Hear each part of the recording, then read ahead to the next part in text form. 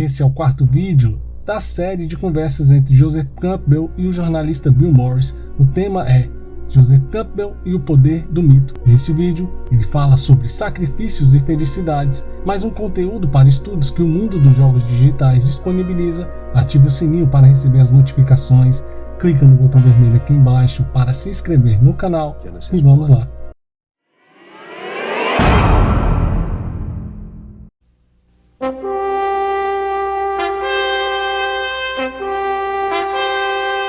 The president in Washington sends word that he wishes to buy our land.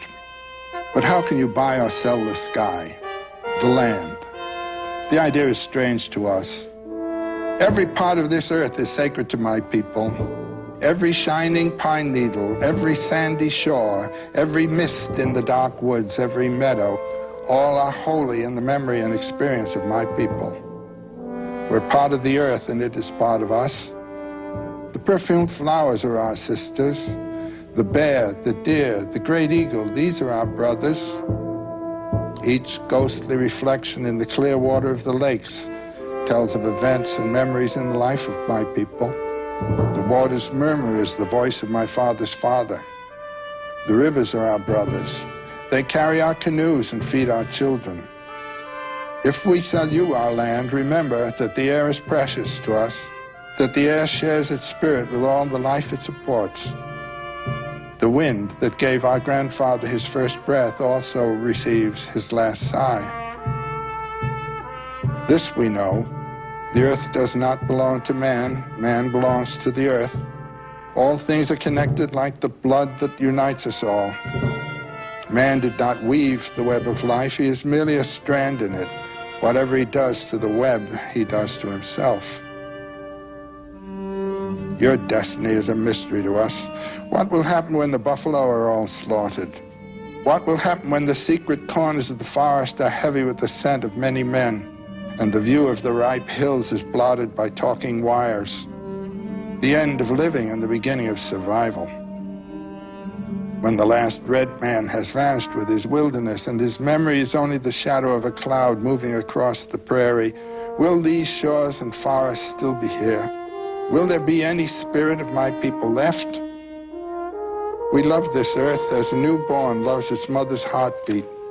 So if we sell you our land, love it as we've loved it. Care for it as we've cared for it. Hold in your mind the memory of the land as it is when you receive it. Preserve the land for all children and love it as God loves us all. One thing we know, there's only one God. No man, be he red man or white man, can be apart. We are brothers after all.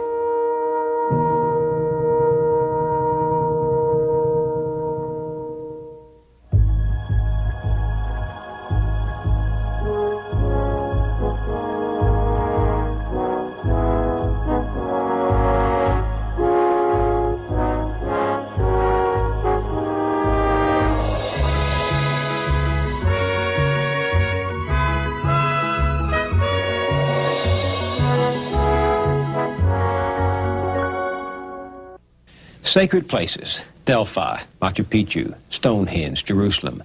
We recognize these as places where societies came together to express their spiritual concerns. But for some very early societies, as Joseph Campbell points out in his Historical Atlas of World Mythology, the whole earth was a sacred place. Whether living on the wide plains under the great dome of the open sky, or in dense forest under a canopy of trees, our ancestors saw the sacred in everything around them. The voices of the gods spoke from the wind and thunder, and the Spirit of God flowed in every mountain stream. It was a geography not of city and nation states, but of sacred places, the realm of the mythic imagination. As our ancestors turned from hunting to planning, the stories they told to interpret the mysteries of life changed too. Now the seed, instead of the animal, became the symbol of life, death, and resurrection. The plant died, was buried, and its seed born again. To spiritual visionaries, this image reveals a divine truth as well as a principle of life itself. From death comes life, from sacrifice, bliss. Joseph Campbell explored the nature of these places and the relation of myth to landscape. He visited many of the world's sacred places in preparing the first two volumes of his atlas, the way of the animal powers, and the way of the seated earth. But as he often reminded his students at Sarah Lawrence College, you don't have to go on a pilgrimage to find your own sacred place where you can follow your bliss and nourish the activity of your own creative imagination.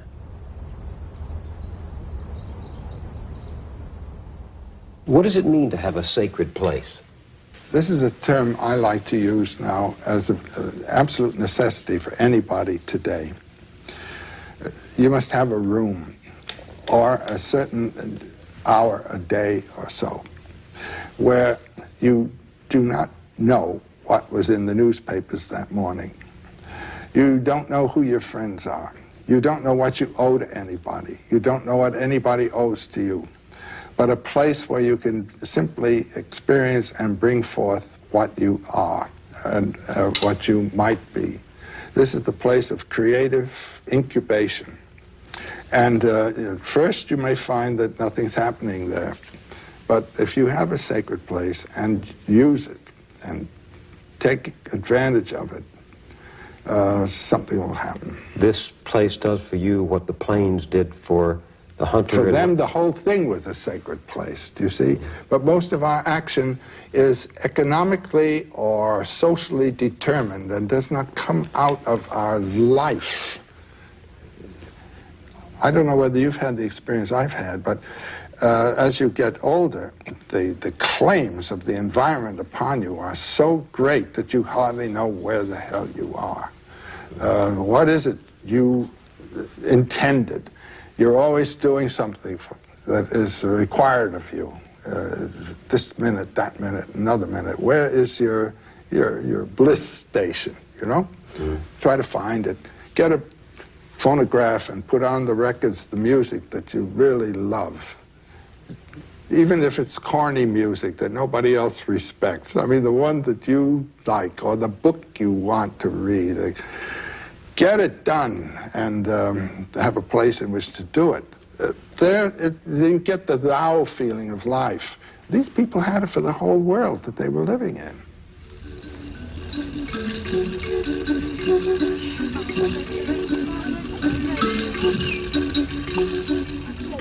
We talked about the effect of the spreading plain on mythology, this plain clearly bounded by a circular horizon with that great blue dome of an exalting heaven above, hawks and eagles hovering, the blazing sun passing, the night moon rising. And I can see the effect on people's stories of that. But what about the people who lived in the dense foliage of the jungle? Total transformation of environment and of psychology and everything else. No horizon? No horizon. No dome of the sky? No dome of the sky. A lot of birds up there, and a heavy vegetation underneath with scorpions and poisonous serpents. And in between, distances of trees, trees, trees. No sense of perspective. Colin Turnbull tells us a marvelous story of bringing a pygmy out of the forest. He brings this pygmy who'd never been out of the jungle onto a mountain top, and suddenly they come over the hill and there's an extensive plain out there, and the poor little fellow was utterly terrified. Had no way of judging perspective and distance. He thought that the animals grazing on the plain out there were so small that they were ants, that they were just across the way, and so forth, and it just totally baffled. He rushes back into the forest. You have a different mythology there. You have a different relationship to the hunt and everything else. The forest is home. You are at home in the forest, where you and I would be perhaps ill at ease, thinking what's behind that tree and all this kind of thing. The sense of the beautiful, simple delight in their forest, and their deity is the master of the forest master. And what impresses me is that these people, the hunters and the searchers for the roots and for the berries, they're participating in their landscape. They are part of that world. Absolutely. And it becomes sacred to them. Place becomes sacred. Every feature of it does. We moderns are stripping the world of its natural revelations of nature. Know it. I think of that, you remember that wonderful pygmy legend of the little boy who finds the song of the most beautiful, the bird of the most beautiful song in the forest? And he brings it home, doesn't he? Mm-hmm. And he asks his father to bring food for the bird, and the father doesn't want to feed only a bird. And one time, the father kills the bird, and when he killed the bird, he killed his own life, and he died. That's it. And the legend says the man killed the bird, and with the bird he killed the song, and with the song himself. I mean, isn't that a story about what happens when human beings destroy their environment, destroy their world, destroy nature and the revelation of nature? Destroy their own nature. Human nature, too. They kill the song. They kill the song. And isn't mythology the story of the song? Mythology is the song. It's the flight of the imagination inspired by the energies of the body and in its life. What happened as human beings turned from the hunting of animals to the planting of seeds? What happened to the mythic imagination? Well, I try to think of it this way. An animal, as I think I've said before, is sort of a total entity. And when you kill that animal is dead. But when you cut down a plant, new sprouts come out. Pruning is, helpful to a plant. Also in forests, where a good deal of the origination of myth is to be recognized, out of rot comes life. Even in these forests here of the beautiful redwoods. I was in a wonderful forest right near Mendocino, and there are some great stumps from enormous trees that were cut down some decades and decades ago. And out of them are coming these bright new little children who are part of the same plant. So there's a sense of death as not death somehow, that death is required for new, fresh life and so on. And the individual isn't quite an individual. He is a member of a plant. Jesus uses the term, where he says, I am the vine and you are the branches. That vineyard idea is a totally different one from the separate entity of the animal. And this makes a difference on the stories you tell about... the whole feeling about what life is.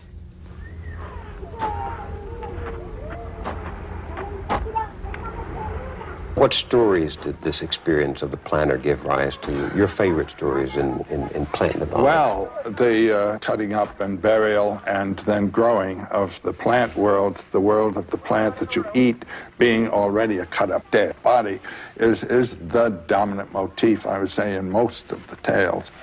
It occurs all over the place, particularly in the Pacific cultures and in the Americas.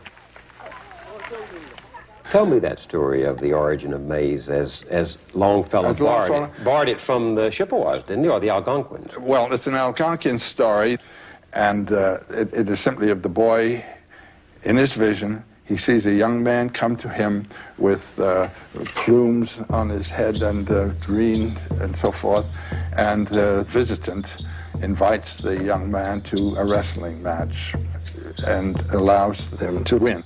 And wins and wins. This happens 3 or 4 times, but he tells them, the last time I come, you must kill me and bury me and take care of the place where you will have buried me. And the boy then, in the last one, actually does what he has been told to do, plants the man, the visitant, and in time comes back and sees the corn growing.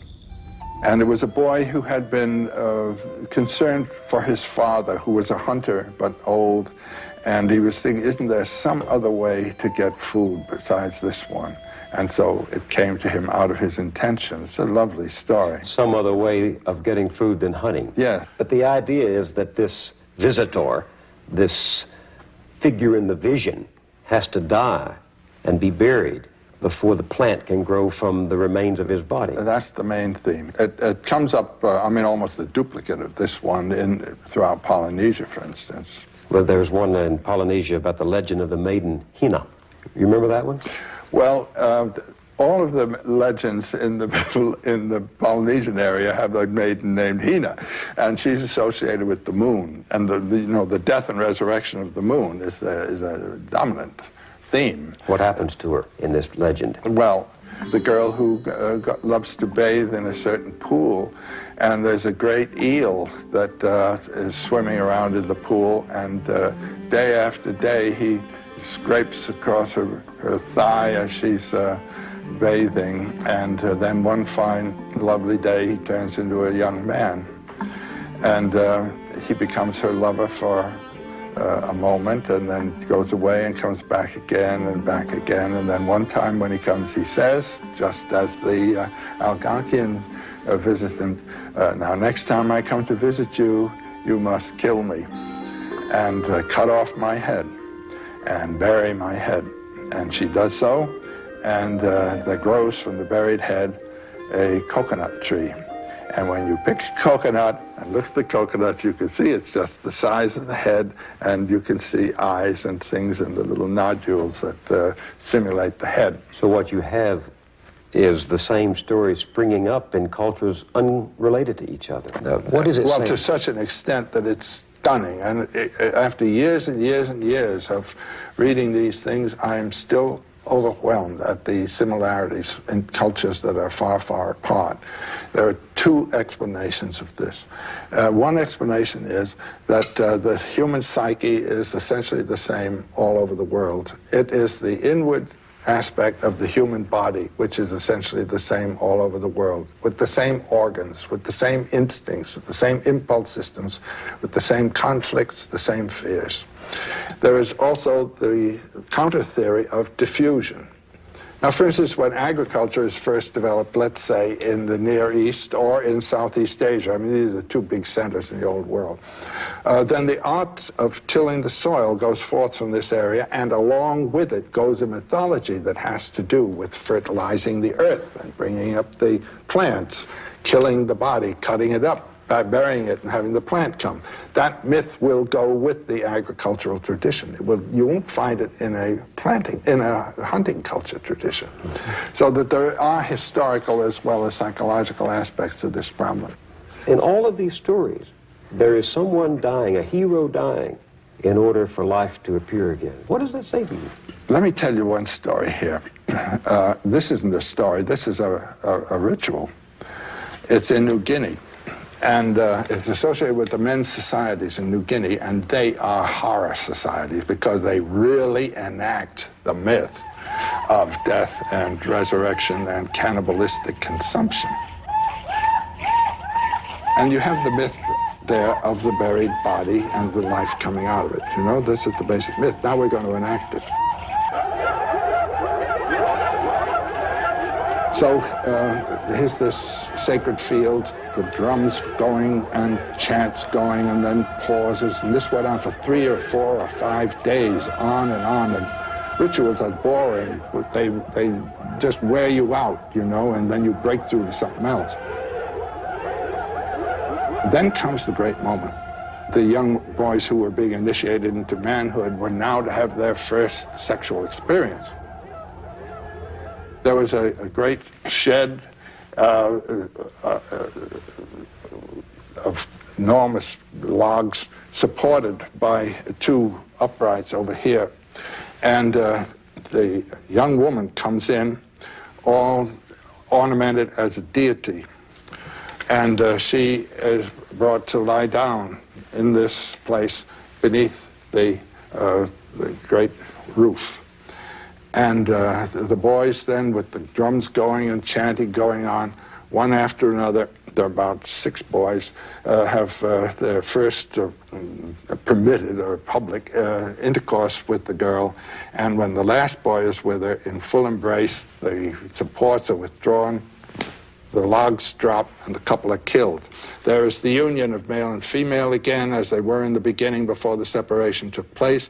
There is the union of begetting and death again, and they're both the same thing. The little pair are pulled out and roasted and eaten right that evening, enacting the myth in its essential character. Can't beat that. And the truth to which that's the sacrifice of the Mass.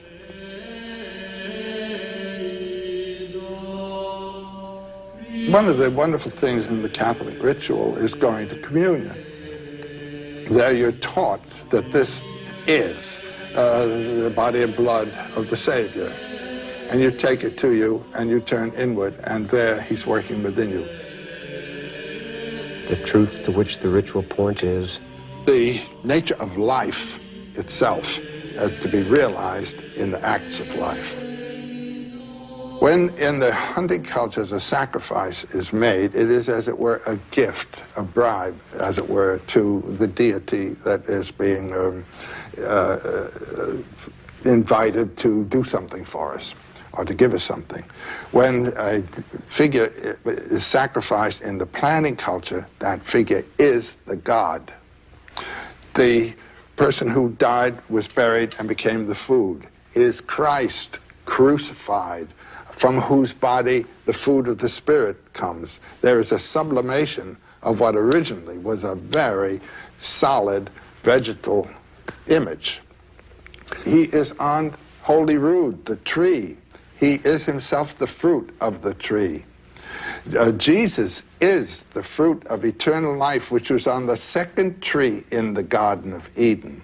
When man had eaten of the fruit of the first tree, the tree of the knowledge of good and evil, he is said to have been expelled from the garden. He had already expelled himself from the garden.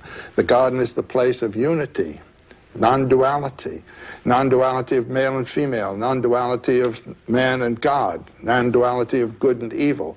You eat the duality and you're on the way out. So this tree of the non-duality is the tree of the exit. Now, the tree of coming back to the garden is the tree of immortal life, where you know that I and the Father are one, and the two that seem to become one again. And this is exactly the tree under which the Buddha sits. The tree of wisdom? The tree of immortal life, of the knowledge of immortal life. And the Buddha under his tree and Christ hanging on his tree are the same image. They are the same image. The one who has died to the flesh and been reborn in the spirit. This is an essential experience of any mystical realization.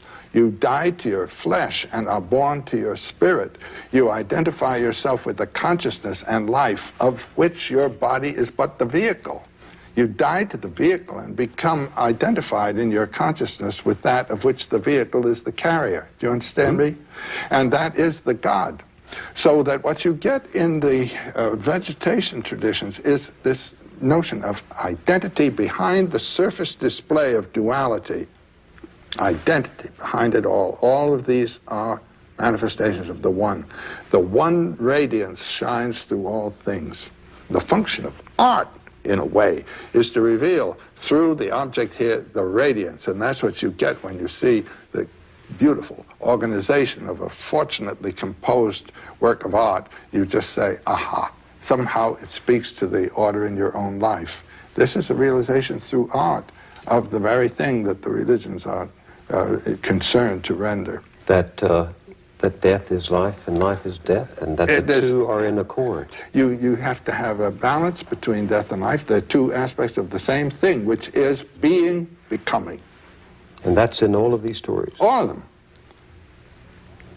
I don't know one where death is rejected. This idea of sacrifice is so foreign to our world today. Well, the old idea of being sacrificed is not what we think at all. Huh? Just consider, I think the great model of sacrifice is the Mayan Indian ball game. You know, they had a kind of basketball game. It was a loop there up in the stadium wall, and the idea was to get this big, heavy ball through that. I don't know how they did it with their shoulders or heads or something or other. And the captain of the winning team was sacrificed on the field by the captain of the losing team. His head was cut off. And going to your sacrifice as the winning stroke of your life is the essence of the early sacrificial idea. There's a wonderful story that I found in the Jesuit Relations. You know, the Jesuits here in the 17th century as missionaries up in Canada and northern New York State and so forth, of a young Iroquois boy who had just been captured by the Hurons, or perhaps it was the other way around, I've forgotten. And he was being brought to be tortured to death. The Northeast Indians engaged in a systematic torture, which would go on for a long time, and the ordeal was to be sustained with a smile without flinching. That was it. That was real manhood. But the boy is brought to this as though he were being brought to his wedding. He is singing, and the people with him are treating him as though they were his hosts, and he was the honored guest, and he played the game with them, knowing where he was going. And the priests describing the thing are absolutely bewildered by the situation. And they say that the mockery of this kind of hospitality for people who are then going to become the brutes. No, those people were the priests. And this was the sacrifice of the altar. And that boy was Jesus, you know, by analogy. And the priest every day is celebrating Mass, which is an imitation or repetition, actually, of the sacrifice of the cross. That's what this priest was witnessing. But then you have it also in the Acts of John. Jesus, before going to crucify, the Jesus dance. That's one of the most beautiful passages in the Christian tradition. In the Matthew, Mark, Luke, and John Gospels, it simply mentioned that we sang a hymn and Jesus went forth. Well, here you have the whole hymn described in a ring. Jesus in the center saying, join hands and we'll sing and we'll dance. And he says, I am this, I am that, I am so forth, so forth. Amen, amen. Oh my God, it's grand. And then he walks out to be crucified. When you go to your death that way as a God, you are going to your eternal life. What's sad about that? Let's make it great. And they do. The God of death is the Lord of the dance. The God of death is the Lord of sex at the same time. What do you mean? It's a marvelous thing. One after another, you can see these gods. Gede, the god of the death god of the Haitian voodoo, is also the sex god. Wotan had one eye covered and the other uncovered, you see? And at the same time was the Lord of life. Osiris, the Lord of death, and the Lord of the generation of life. It's a basic theme. That which dies is born. You have to have death in order to have life. Now, this is the origin thought, really, of the headhunt. In Southeast Asia, and particularly in the Indonesian zone, the headhunt, right up to now, has been a sacred act. It's a sacred killing. Unless there is death, there cannot be birth. And a young man, before he can be permitted to marry and become a father, must have gone forth and had his kill. What does that say to you? Well, that every generation has to die in order that the next generation should come.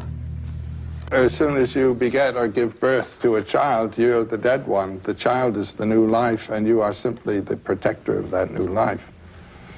Your time has come, and you know. Well, that's why there is this deep psychological association of begetting and dying. Isn't there some relationship between what you're saying and this fact that a father will give his life for his son, a mother will give her life for her child? There's a wonderful paper. I don't know whether you knew that I would love to have talked to this point. There's a wonderful paper by Schopenhauer, who's one of my 3 favorite philosophers, called The Foundation of Morality. There he asks exactly the question that you've asked. How is it that a human being can so participate in the peril or pain of another that without thought, spontaneously, he sacrifices his own life to the other?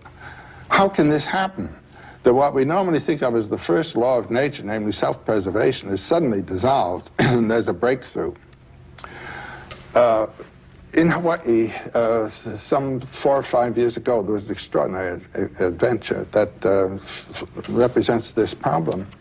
There's a place there called the Pali where the winds from the north, the trade winds from the north, come breaking through a great ridge of rocks and of mountain, and they come through with a great blast of wind. And people like to go up there to get their hair blown around and so forth, or to commit suicide, you know, like jumping off the Golden Gate Bridge. Well, the police car was on its way up the early little road that used to go up there, and they saw just beyond the railing that keeps cars from rolling over, a young man actually clearly about to jump and prepare himself to jump. Police car stopped. The policeman on the right jumps out to grab the boy and grabs him just as he jumped and was himself being pulled over and would have gone over if the second cop hadn't gotten around and grabbed him and pulled the two of them back. There was a long description of this. It was a marvelous thing in the newspapers at that time. And the policeman was asked, why didn't you let go? I mean, you would have lost your life. And you see what happened to that man. This is what's known as one-pointed meditation. Everything else in his life dropped off.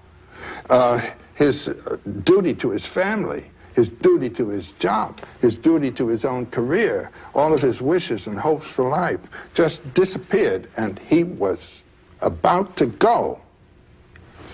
And his answer was, I couldn't let go. If I had, and I'm quoting almost word for word, if I had let that young man go, I could not have lived another day of my life. How come? Schopenhauer's answer is, this is the breakthrough of a metaphysical realization that you and the other are one, and that the separateness is only an effect of the temporal forms of sensibility of time and space. And our true reality is in that unity with all life. It is a metaphysical truth that becomes spontaneously realized because it's the real truth of your life. Now, you might say the hero is the one who has given his physical life, you might say, to some order of realization of that truth. It may appear that I'm one with my tribe, or I'm one with people of a certain kind, or I'm one with life. This is not a concept. This is a realization. Do you see what I mean? No, explain it. And the concepts of love your neighbor and all are to put you in tune with that fact. But whether you love your neighbor or not, bing, the thing grabs you and you do this thing. You don't even know who it is. That policeman didn't know who that young man was. Schopenhauer says in small ways you can see this happening every day, all the time. This is a theme that can be seen moving life in the world. People doing nice things for each other. What do you think has happened to this mythic idea of the hero in our culture today? It comes up in an experience. I think, I remember during the Vietnam War seeing on the television the young men in helicopters going out to rescue one of their companions at great risk to themselves. They didn't have to rescue that young man. It's the same thing working. It puts them in touch with the experience of being alive. Going to the office every day, you don't get that experience, but suddenly you're ripped into being alive, and life is pain, and life is suffering, and life is horror. But by God, you're alive, and it's spectacular. And this is a case of being alive, rescuing that young man. But I also know a man who said once, after years of standing on the platform of the subway, I die a little bit down there every day, but I know I'm doing so for my family. There are small acts of heroism that occur without regard to the nobility or the notoriety that you attract for it. That's right. And the mother does it by the isolation she endures in behalf of the family. Of raising. Motherhood is a sacrifice. On our veranda in Hawaii, there are little birds that come that Jean likes to feed, and each year there have been one or two mother birds.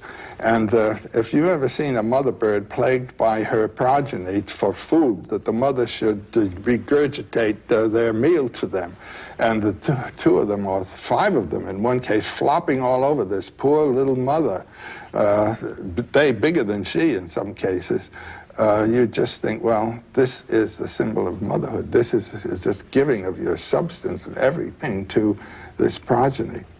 This should be it in marriage. A marriage is a relationship. When you make a sacrifice in marriage, you're not sacrificing to the other, you're sacrificing to the relationship.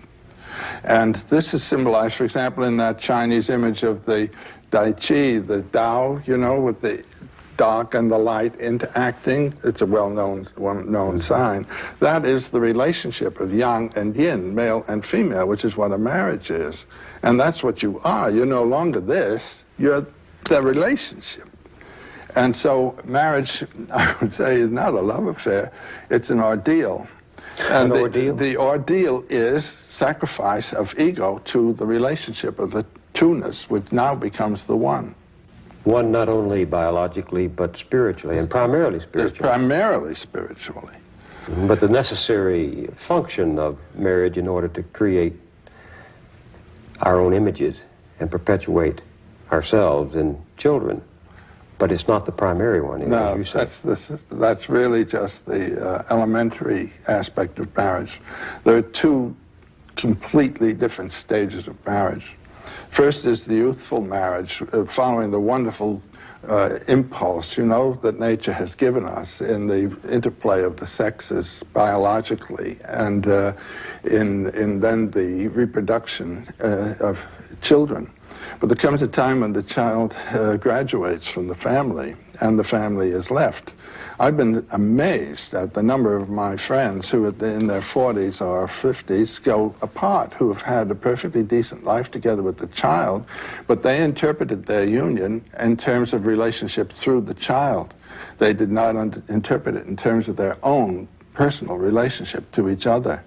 Utterly incompatible with the idea of doing one's own thing. It's not one's own thing, you see. It is, in a sense, one's own thing, but the one isn't just you, it's the two together. And that's a purely mythological image of the sacrifice of the visible entity for a transcendent unit, cracking eggs to make an omelet, you know? And by marrying the right person, we reconstruct the image of the incarnate God. And that's what marriage is. The right person. How does one choose the right person? Your heart tells you it ought to. Your inner being. That's the mystery. You recognize your other self. Well, I don't know, but there's a flash that comes and something in you knows that this is the one. What has mythology told you about death? What do you think about death? Well, the way, if one can identify with the consciousness of which the body is a vehicle, and really achieve an identification with the consciousness of which the body is a vehicle, not knowing what it is, undifferentiated consciousness, one can let the body go. I like what I heard of Woody Allen, you know, I'm not afraid to die, I just don't want to be there when it happens. You can have disengaged yourself from the body and not be there, you might say.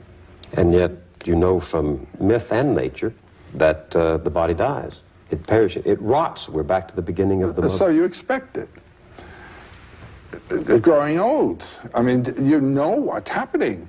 The body is rotting. It's dying, it's losing its energy. There's more mass than energy here.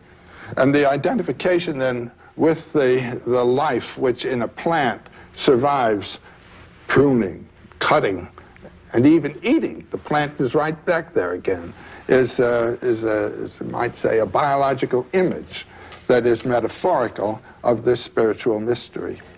There's that wonderful report of the Indians riding into the rain of bullets from Custer's men, and they're saying, it's a good day to die. It's a great day to die. They're not hanging on. That's the message of the myth.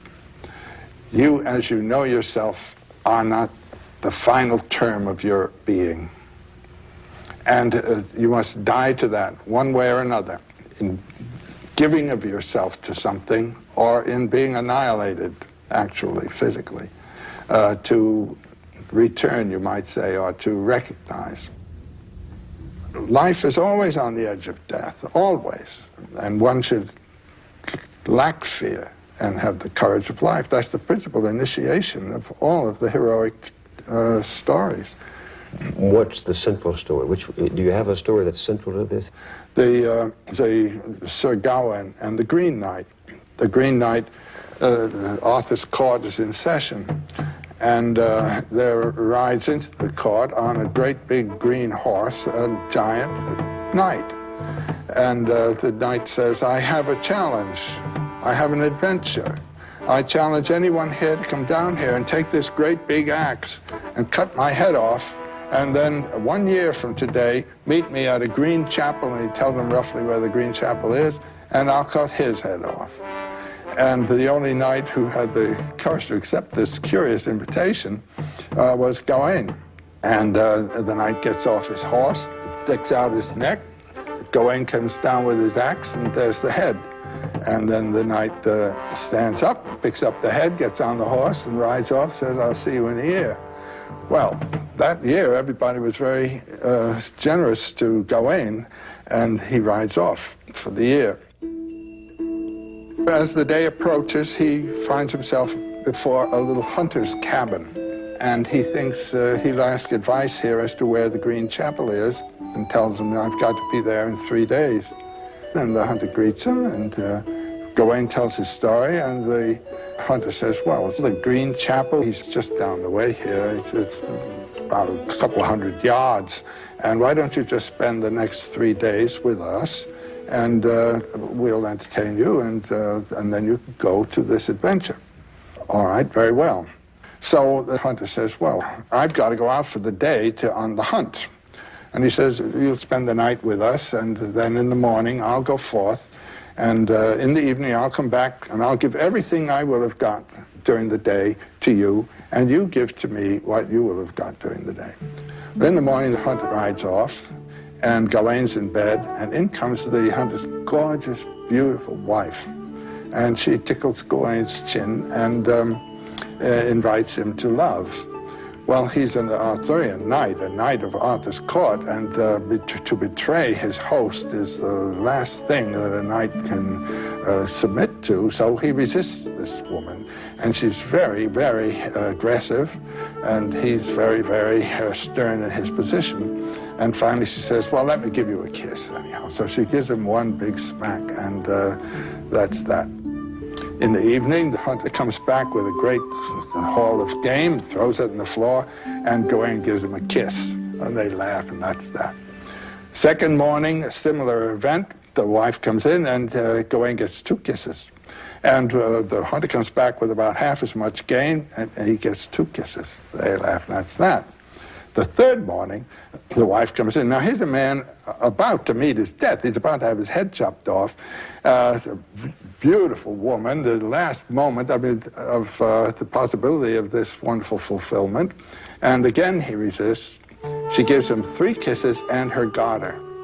And she says, this will protect you against any danger. The hunter comes home with just one silly, smelly fox, throws on the ground, and he gets 3 kisses, but no garter. So comes the time now to go and have your head chopped off. Do you see what the tests are of the night here? One is sex, lust, and the other is courage.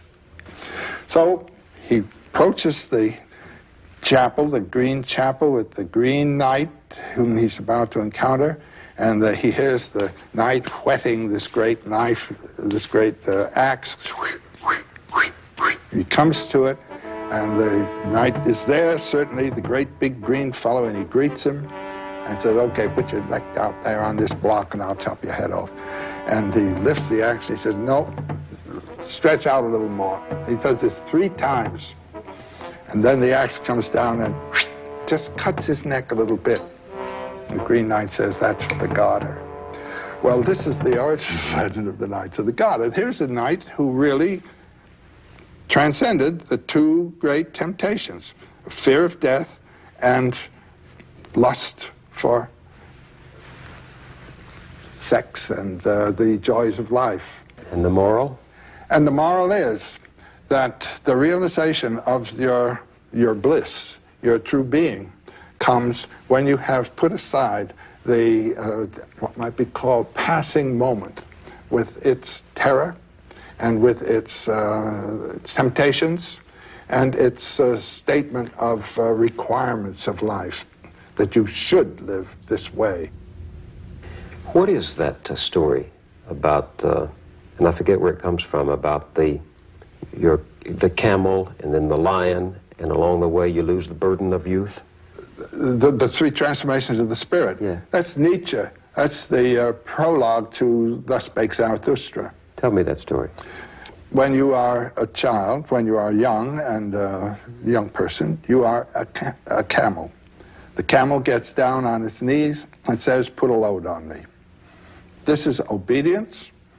This is receiving the instruction and information that your society knows you must have in order to live a competent life. When the camel is well loaded, he gets up on his feet, struggles to his feet, and runs out into the desert, where he becomes transformed into a lion. The heavier the load, the more powerful the lion. The function of the lion is to kill a dragon, and the name of the dragon is Thou Shalt. And on every scale of the dragon there is a Thou Shalt imprinted. Some of it comes from 2,000 years, 4,000 years ago. Some of it comes from yesterday morning's newspaper headline. When the dragon is killed, the lion is transformed into a child, an innocent child living out of its own dynamic. And Nietzsche uses the term ein aus sich rollendes Rad, a wheel rolling out of its own center. That's what you become. That is the mature individual. The Thou Shalt is a civilizing force. It turns a human animal into a civilized human being. But then the one who is thrown off the Thou Shalt is still a civilized human being. You see, he has been humanized, you might say, by the Thou Shalt system. So his performance now as a child is not simply childlike at all. He has assimilated the culture and thrown it off as a Thou Shalt. But this is the way in any artwork. You go to work and study an art. You study the techniques. You study all the rules. And the rules are put upon you by a teacher. Then there comes a time of using the rules, not being used by them. Do you understand what I'm saying? So one way is to follow. I always tell my students, follow your bliss. Follow your bliss? Your bliss, where the deep sense of being in form and going where your body and the soul want to go.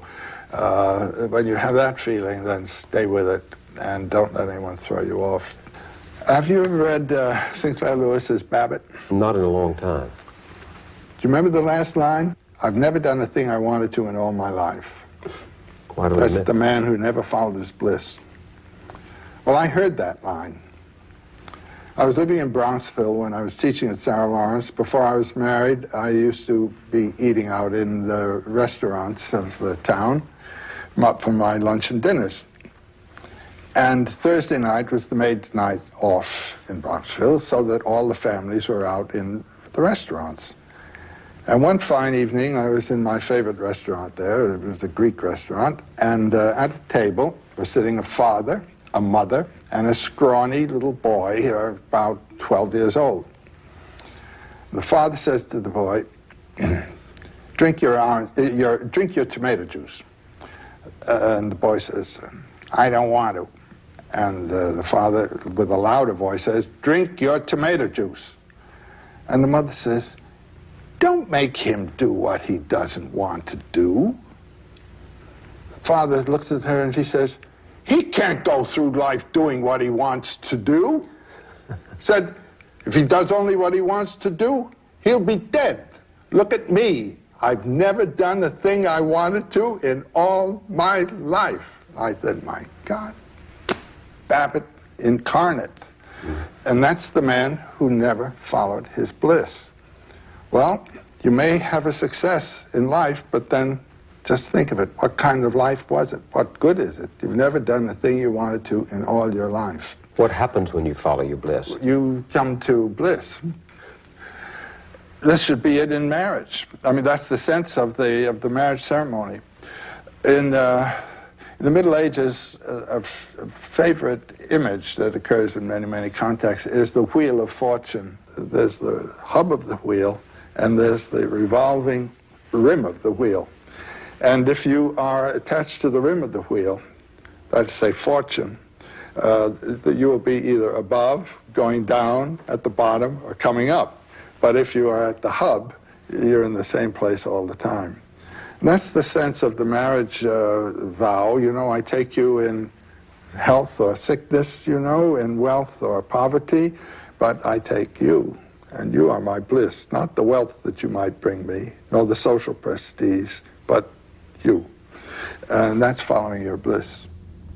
Now, I came to this idea of bliss because in Sanskrit, which is the great spiritual language of the world, and they know all about it and have known about it for a long time.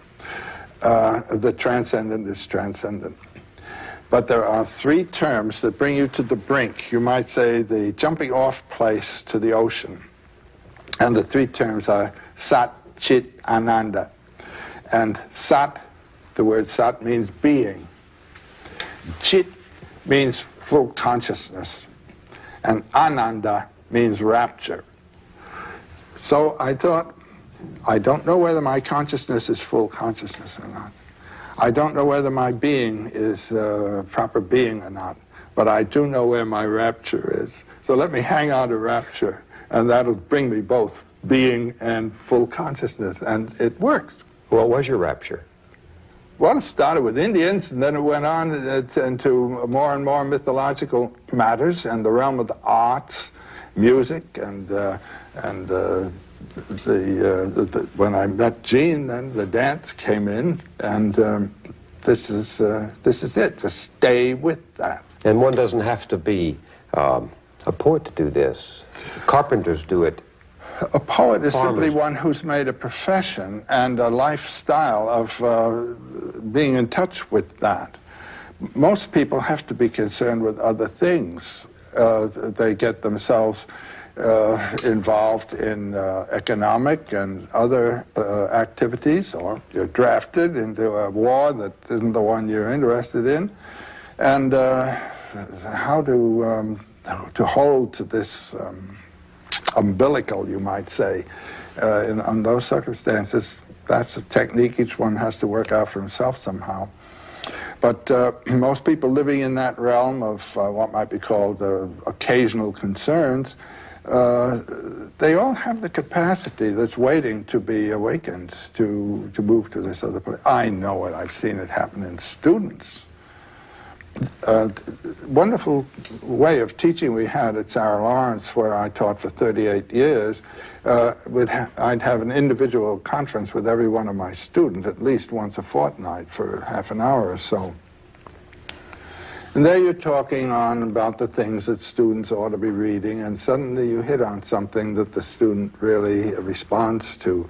You can see the eyes open, the complexion changes, a life possibility has opened there. And all you can say to yourself is, I hope this child hangs on to that, you know. They may or may not. But when they do, they've found a life right there in the room with you. How would you advise somebody to tap that spring of eternal life, that joy that is right there? Well, we're having experiences all the time, which may, on occasion, render some sense of this, a little intuition of where your joy is. Grab it. No one can tell you what it's going to be. I mean, you've got to learn to recognize your own depths. Do you ever have this sense when you're following your bliss, as I have at moments, of being helped by hidden hands? All the time. It's miraculous. I even have a superstition that has grown on me as the result of invisible hands coming all the time. Namely, that if you do follow your bliss, you put yourself on a kind of track that has been there all the while waiting for you. And the life that you ought to be living is the one you're living somehow. And when you can see it, you begin to deal with people who are in the field of your bliss, and they open doors to you. I say follow your bliss and don't be afraid, and doors will open where you didn't know they were going to be. Do you ever have sympathy for the man who has no invisible means of support? Who has no invisible means? Yes, he's the one that evokes compassion, you know, the poor chap.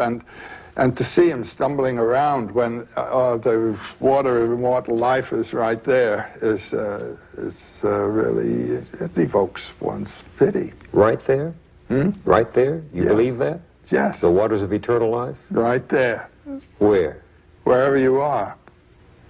If you're following your bliss. I mean, you're having that joy, that refreshment, that life all the time.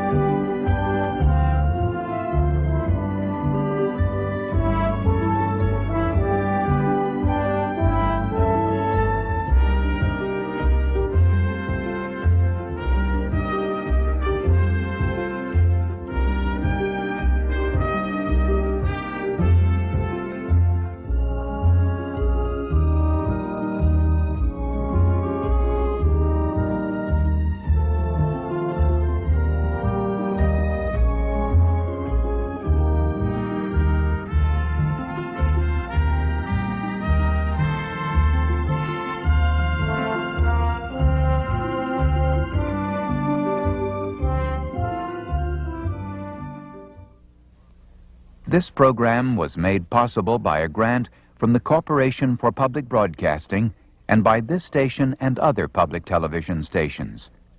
Additional funding was provided by the John D. and Catherine T. MacArthur Foundation.